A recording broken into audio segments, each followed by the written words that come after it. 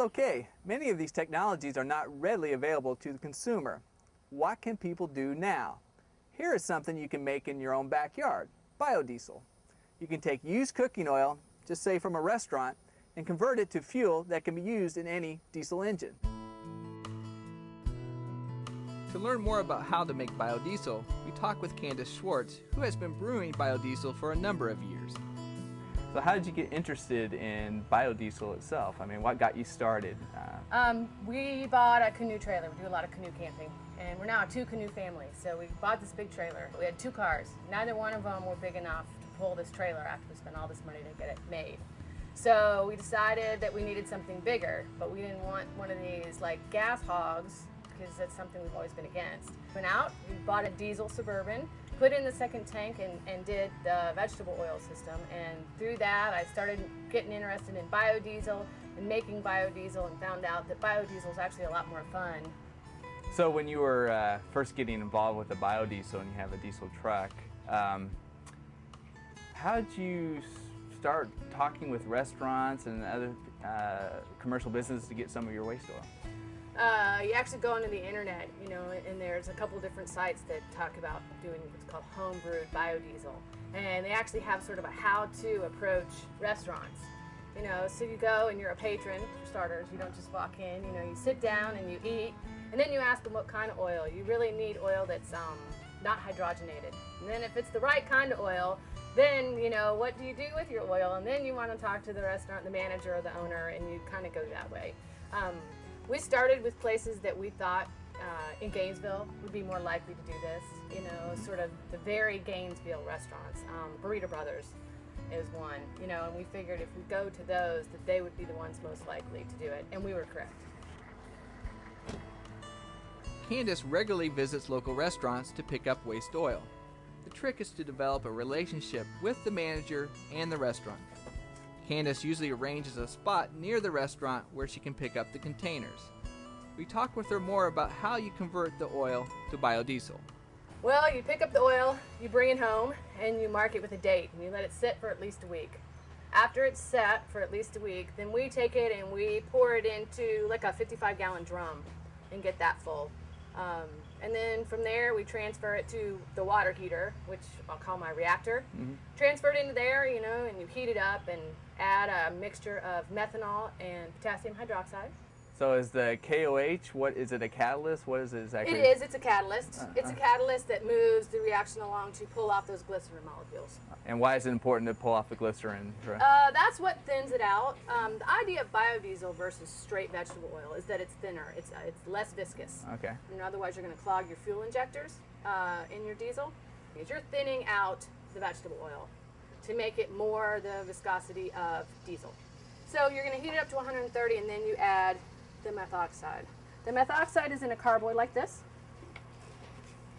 And you prop it up like this. And you turn a valve here, and this adds the methoxide into it, and you want to add it slowly, because the idea is that all of the oil comes in contact with the methoxide, so you add it slowly with the pump on while it's stirring, so that you make sure that all of it comes in contact. You now let this run for an hour and a half, an hour to 2 hours. I do about an hour and a half, depends on what I'm doing. What happens is then that glycerin is going to settle out. And anywhere from an hour to overnight, let it settle. The next step is to wash the biodiesel several times with water. Candace first uses a mister. The biodiesel is transferred to the black drum and water is sprayed into the diesel. Each time, the water is drained off at the bottom. As the water goes through the biodiesel, glycerin attaches to the water, and this process further purifies the biodiesel. Next, she adds water and then bubbles the entire mixture several times with a homemade bubbler made out of copper tubing attached to a fish tank aerator. And you're going to bubble it until the top of it's no longer cloudy. It starts to look like biodiesel. And what's happened is it gets cleaner. That water that was in suspension now all drops out and all the soap's out of it, and it's clean and it's ready to be dried. To dry it, the way I do it at my house is I have a drum heater, and I turn that drum heater on, I plug it in, and I heat it up. I get the oil nice and hot. And then you fan it. You fan spray it. So what you're going to do is you're going to pull the biodiesel from the bottom. Mm-hmm. Remember, it's warm now. You pull it from the bottom, and you're going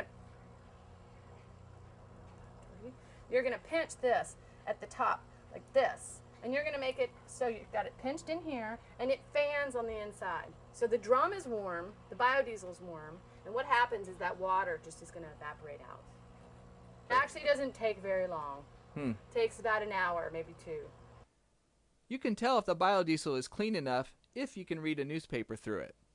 Now it is ready to put into a vehicle. Is it expensive? Well, not really. The whole setup costs around $500 to $800, and it costs about $1 to make a gallon of biodiesel. To learn more about making biodiesel, visit this website.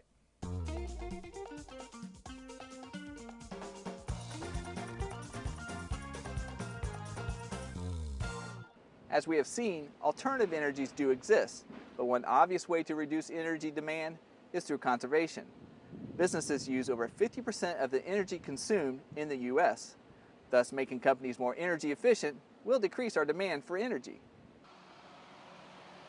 Businesses could become more energy efficient, and many utility companies offer energy audits to help businesses use less energy.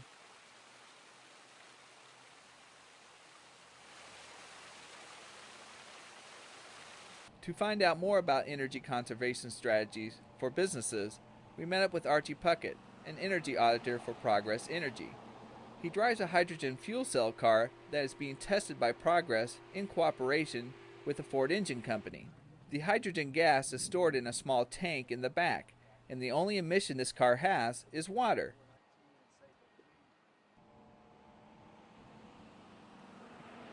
Archie performs an energy audit for a local Italian restaurant in Winter Springs, Florida, and we tagged along to see what we could learn. Hey, my name's Donna Ferrara. We got started the restaurant 10 months ago because I'm all Italian, so is my husband. We love to eat and we love people, so it's been a pleasure being here in Winter Springs. The name of my restaurant is Giancarlo's of Winter Springs. It's an Italian restaurant and pizzeria. I got interested in calling Progress Energy because I heard a commercial on the radio. And I said, wow, if I could save energy and lower my cost, it would be great. What can business owners do to save energy? Archie gave us a few tips. Yes, this is an infrared thermometer. With this device, I can pinpoint the temperature of whatever I'm focusing on. Lots of times I will use this then to get a reading of the discharge air temperature coming out of the unit, and then a discharge or a return temperature going into the unit. There should be a delta temperature difference of about 15 to 20 degrees. That gives me a good idea whether or not the AC equipment is performing properly.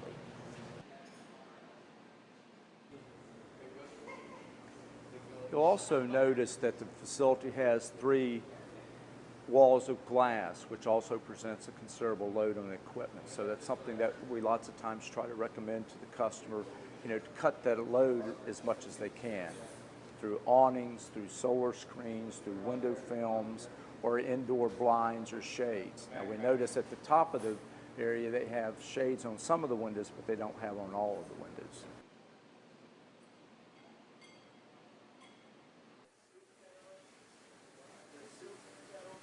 Here, generally, when I come into the kitchen area, I'm real concerned about the type of makeup air that's coming into the facility in the kitchen area around the cooking instruments themselves.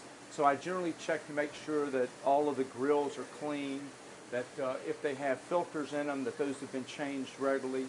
When you're talking about this intake, if it was all had a filter and clogged up, what would happen when that? It could create several problems. Of course, it's going to create additional loads on the equipment that's either conditioning it or trying to exhaust or make up the space. But as well as it creates an imbalance so that you may be pulling, actually pulling more of the hot air off of the stove or out of the hood than what you should be, creating an additional load on the equipment. Another situation that lots of times I run into is restroom facilities. Lots of times the restroom will have lights that are on continuous. They'll have an exhaust fan that's running continuous. And lots of times in a larger facility, like an office or a large restaurant that has a very large facility where they have a lot of lights burning, they have a large exhaust fan going, a lot of cooling going in that area, I will actually recommend that they put an occupancy sensor in place of a light switch. Brings the light on, brings the exhaust fan on when someone comes in, it turns it off when they leave. Therefore, you're not exhausting your conditioned air out of the space, you're cutting your lights off, you're cutting that load. For every $1 that you can save on your lighting load, you can save another 25 cents on your air conditioning cost.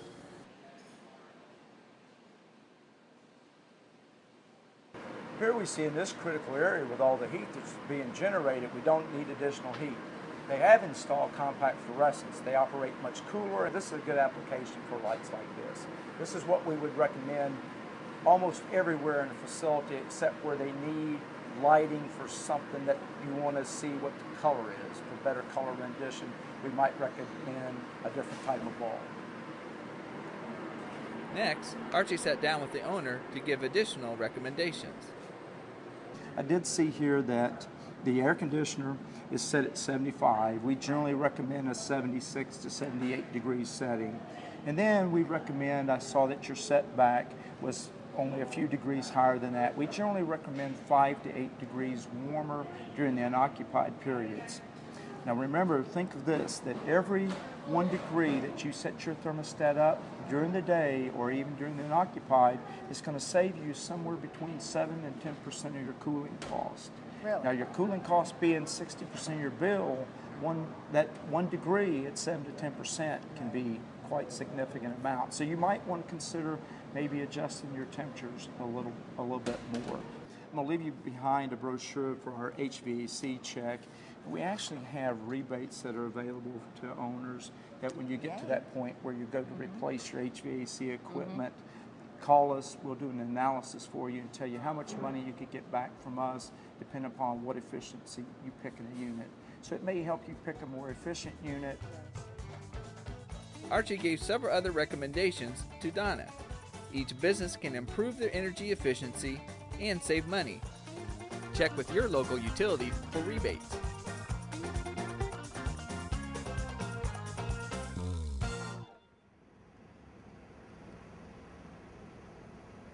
The pulse of the city is governed by energy. The decisions we make today will affect our consumption of energy tomorrow. Exploring renewable energies and implementing conservation measures just makes sense.